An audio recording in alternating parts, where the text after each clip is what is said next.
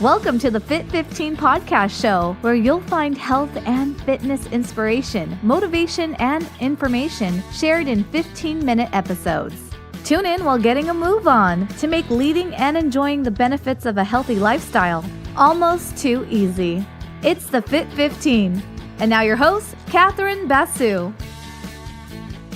Welcome to the Fit 15 podcast show. I'm your host, Catherine Basu, and I'm really excited to introduce you to today's guest, who is also a fitness professional, but who does not work for my fitness company, Fit Armadillo.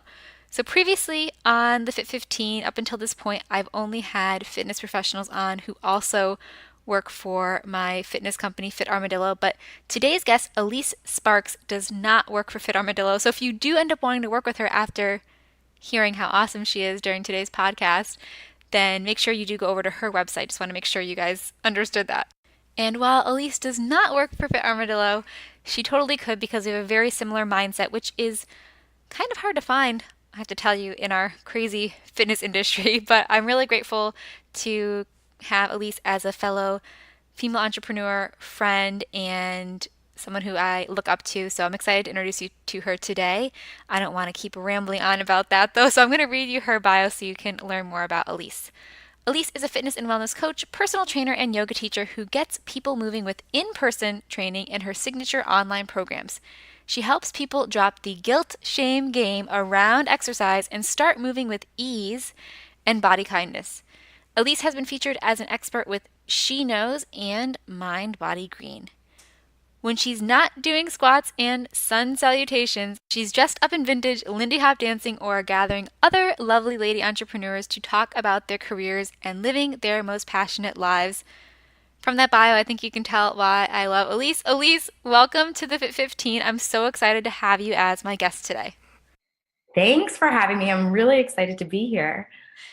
So I loved reading your bio, and you and I've known each other for a while, so catching up before we started the show. And one thing that is exciting and new is that you're expecting. So congratulations on that. Thank you so much. Yeah, it's definitely been a new experience for me. This is my first pregnancy. So yeah, thanks. Awesome. So would love to know, how has pregnancy affected your own workouts? It's been really interesting. I'm not sure exactly what I expected beforehand. I think actually something that's caught me off guard the most is that I wasn't really thinking about pregnancy and being prenatal exercise too much at all before I got pregnant. So Sure. It's been a challenge to adjust. And I just have to say that I've had no medical complications or anything like that. That can be like a whole nother thing that can really affect someone's pregnancy. But I do have to say that just the sort of general typical symptoms of being pregnant, like fatigue, nausea, body pain, have been a huge adjustment. So my workouts have really had to adjust. And I feel like, especially as a fitness professional and coming from a personal training background, I think that honestly my ego has taken a little bit of a hit. Sure.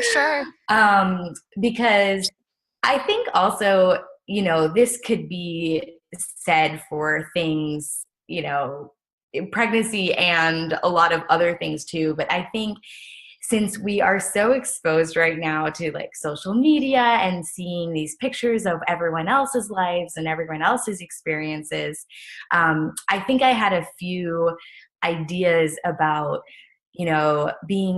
starting out as a fit person and being able to kind of like do what I was doing before with maybe just some slight modifications and having this feeling of glowing and stuff like that. And it hasn't exactly been like that. There's been a lot of lying on the couch, a lot of hardly being able to lift my arms up when I've gone to a prenatal yoga class just because I was so fatigued.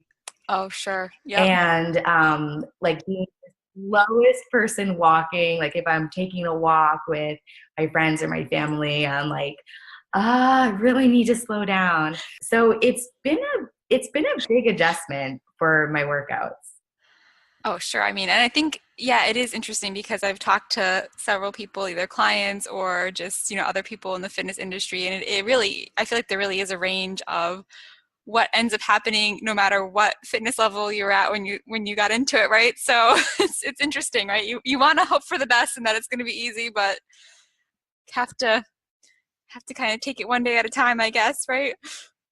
Yeah, absolutely. And it's been very eye-opening too. The more I've been learning about the body and how your body changes, the more I've understood that actually the more fit you are going into pregnancy, for a lot of dancers or people who are training really hard or very dedicated yogis are very used to doing things like engaging their pelvic floor and lifting up and in and, having like really strong abs and like doing a lot of core work and stuff like that. And in pregnancy, you need that because you need to like support yourself through your center with all these body changes, but you also need to be able to release those things. And like being able to practice that has actually been really eye-opening and just kind of the opposite of what I think my habitual like self-talk and self-training is like everything in towards the midline and like all that stuff, which is important, but also like relaxing and breathing and releasing your pelvic floor and stuff like that is also really important. So that's been like a whole change as well. Yeah, no, for sure. No, it's interesting, right? How different fitness focuses can have us focusing on different things just during the day. And yeah, no, that's definitely interesting. So anything that you've done then besides, trying to work on some, letting it go, breathing a little bit more, that you've had to do to adjust as your body's been changing that you could share with listeners who might be going through the same thing or about to do that? One thing that's a little bit more like not a specific task that I've done, but more of a practice is, with my clients and in my online programs, I talk a lot about body kindness and listening to your body. Only have 15 minutes. That is your halfway point reminder. You want to turn around now. And it's kind of funny to me that I've come up against resistance around doing that for myself. Yep. So it's kind of been surprising that has been practicing my preach has been a lot harder than I guess I expected it to be, like truly listening to my body. And for me, I love to be active and I feel better mentally, physically, spiritually, like all the things when I am really like getting those endorphins out, releasing and moving around a lot. But I've really had to be like, my body just can't do that right now. Like I really need to just take a nap for 2 hours instead of using that time to, go get a workout in. So there's that piece, like listening to my body, letting it rest more, and also knowing when I do have to motivate to get moving a little bit more, because movement is great during pregnancy and it's really obviously great for your body. Another thing that has sort of been surprising, or something I've had to adjust, is that I kind of thought that I would just keep going with my regular workouts but modify them in sort of the typical ways that we think that you might need to modify for being pregnant, like not being on your stomach, obviously, or a lot of people are uncomfortable on their back, or you don't want to be on your back for too long or something like that. But I've actually found that seeking out professionals who really specialize in this and going to classes that are specifically designed for prenatal bodies has been really, really great, and something that I've been wanting to do and I have been doing when I feel up for it. So I think the surprising thing there would be that it's not always just about doing your regular routine and modifying. I think some pregnant people can do that and that works really well for them. But for me, I've really craved and realized I needed like that very special attention to the changes that are going on in my body right now and how to adapt and adjust for those. Yeah, no, for sure. And how far along are you now then? I'm 26 weeks, so Okay, I so have about 3 more months to go. okay, so have you noticed any changes like between the first and second trimester at all? Like sometimes I hear that that can be a help, but I'm sure not for everyone. My first trimester, like I mentioned before, I had so much body fatigue that it actually felt like work just getting up off the couch. Sure. And again, not everyone experiences that. Each pregnancy is like very, very unique. And I've even heard, this is my first, but I've even heard that with the same person having multiple pregnancies, you'll have different experiences between each pregnancy. But for me, the fatigue was, and that was actually one of my first indicators that I thought, wait a minute, I think I might be pregnant, because the level of fatigue was something I have never experienced before through like illness, through injury, through, all of those other things that can happen to you. It was really, really extreme. And I just was basically getting up to do exactly what needed to be done, like my work. Mm-hmm. And when I was not doing that thing, I was on the couch or sleeping. So that felt very intense for me. Yeah. And although now it sort of sounds like a dream, like, oh, just sleeping all the time. But again, for someone who's very active and like, I want to be moving all the time and I want to be doing that, it was hard to adjust.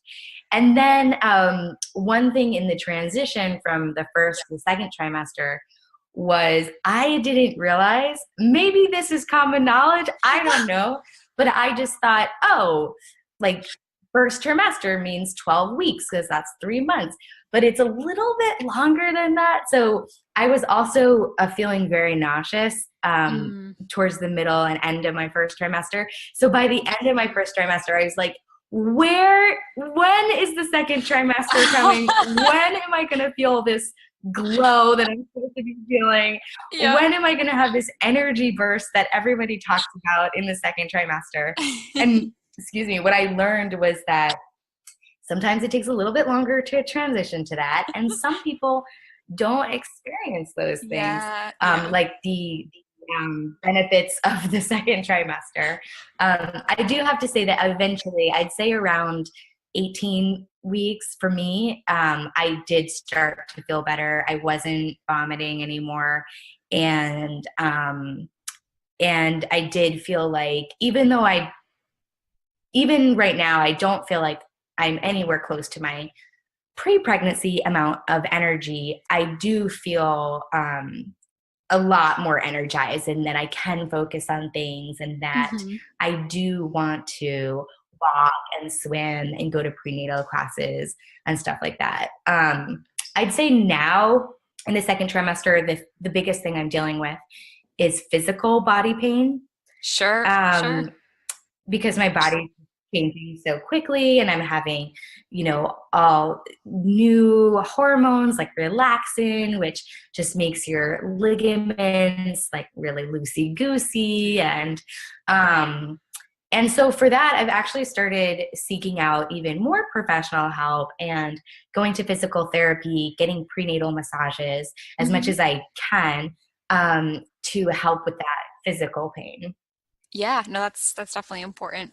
So I guess one thing I've noticed, because I've been there where I haven't been taking my own advice I give clients before, but I wonder if, for me, what's happened is I wasn't really having that click where, I'd say something to a client if they were in the same situation I was in, and then finally it clicked. Do you find, have you found that through the progression of your pregnancy that you've started, finding the things that you've shared with clients, you've been able to actually internalize, or maybe even something new that you've been able to come up with that's helped you kind of respect your body again and treat it with kindness, even with all that you're going through? Absolutely. Absolutely. I can definitely empathize a little bit more with my clients because like you said, like, this isn't just a pregnancy thing. I think this is any time when our body is doing something that we're either like not quite prepared for or weren't expecting, or it's a body change or just a general frustration. Maybe that's been a habitual thing going on for a long time. We can start to sort of like turn against our bodies and make them our bodies be out to be the enemy, when really I think that I have noticed for myself, especially during this time, but also just through injuries and illness and other times, that befriending our body is really like the best way to go. So I've been doing some things like just doing some self massage with oils and kind of like I don't actually talk to myself out loud at this point, but I do kind of just go through some things that I appreciate about my body and kind of like in a way be like, good job, body. Like, I know that you're doing something very challenging right now.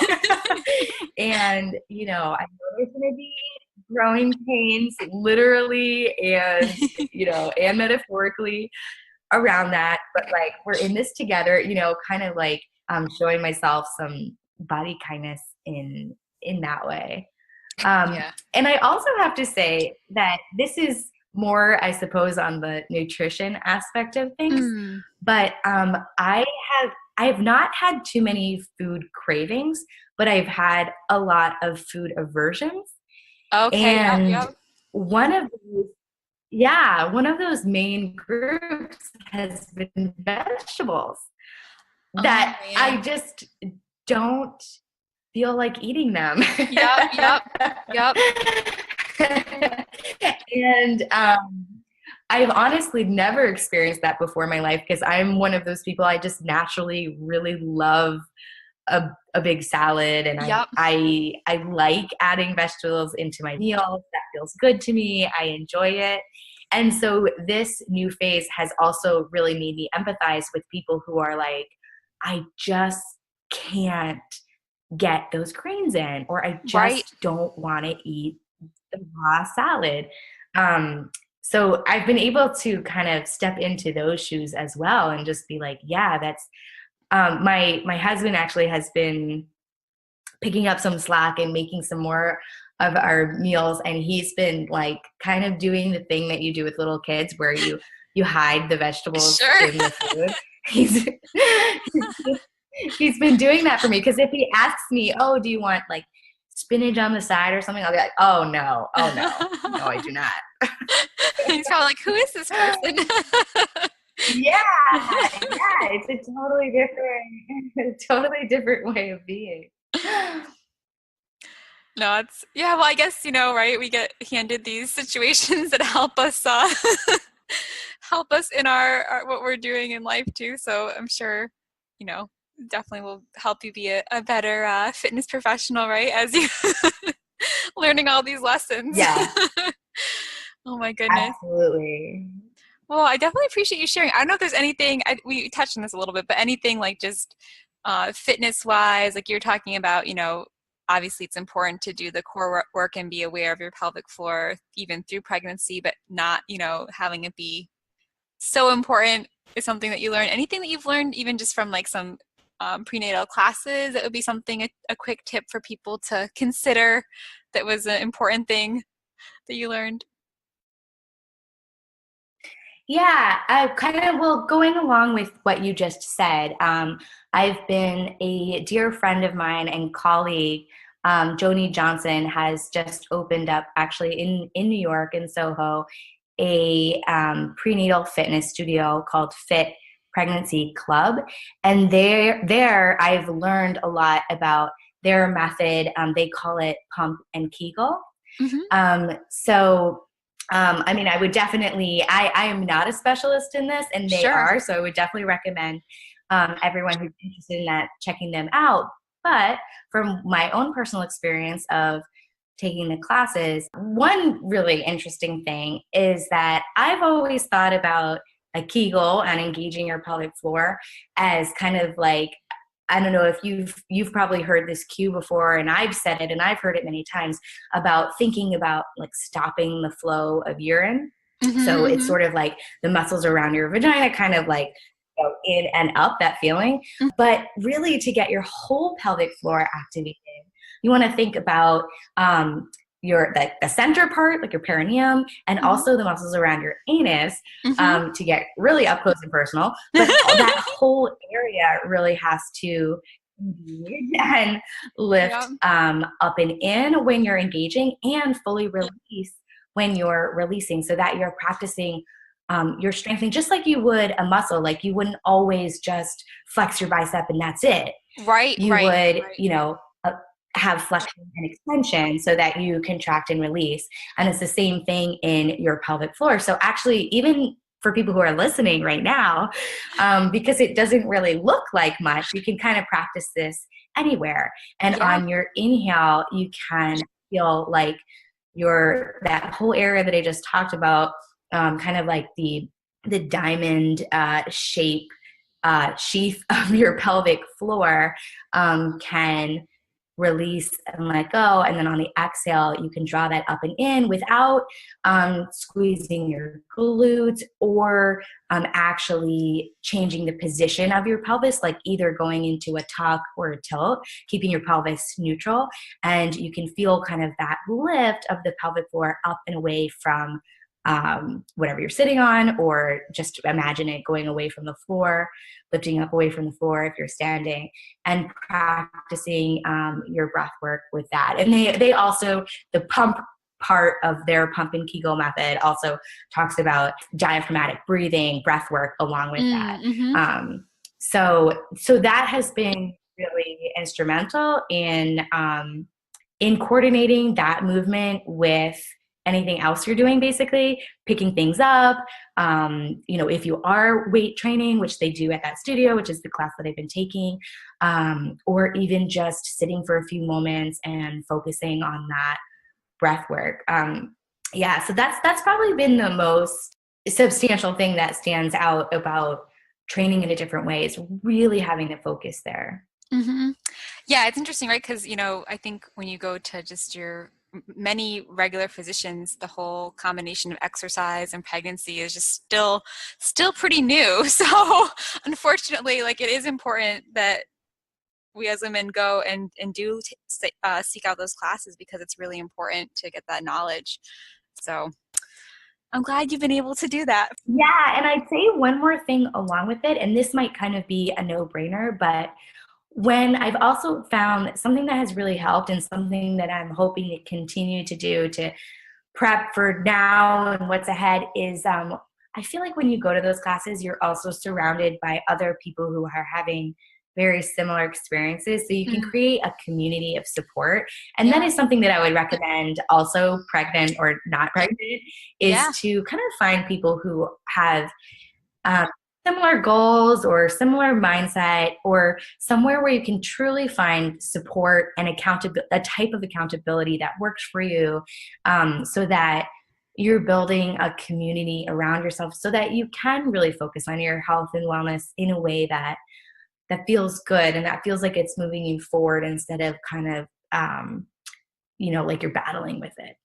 Yeah, I mean, it's so important. I mean, one of the reasons why I love exercise is I feel like it's so easy to incorporate the other areas of our overall health, which, like, one part is, you know, our social health and our mental health. So social health fits in there when you're able to do something in a community. So yeah, no, that's really cool, and definitely advice. Well, awesome, Elyse. Well, really enjoyed chatting with you today and having you be honest and share some real world advice with the listeners and the moms. I have a decent number of moms to be and new moms that listen, so it's always good to give them some support, you know, even if they can't make it out to a class, or, you know, they know they're not alone. I wanted to have you share where people can continue to follow you, maybe, you know, as your pregnancy continues, and then also everything you have going on in your fitness business. Oh, great. Yes, you can find everything about me at ElyseSparkes.com. It's spelled a little funny. It's ELYSESPARKES.com. And my Facebook and my Instagram are also my name, which is Elyse Sparkes. So they can find everything out there. And I have some online programs, and I do in-person work as well. And I have a free course coming up that is all about being kind to yourself, body and mind. And so you can find information for that to sign up and join us at ElyseSparkes.com as well. Awesome. Well, thank you so much for hanging out. Thanks for having me. It was so fun to talk to you. I always love talking to you, Catherine. Elyse. Thanks for listening to the Fit 15. For show notes and more, visit fitarmadillo.com/podcast. See you next time.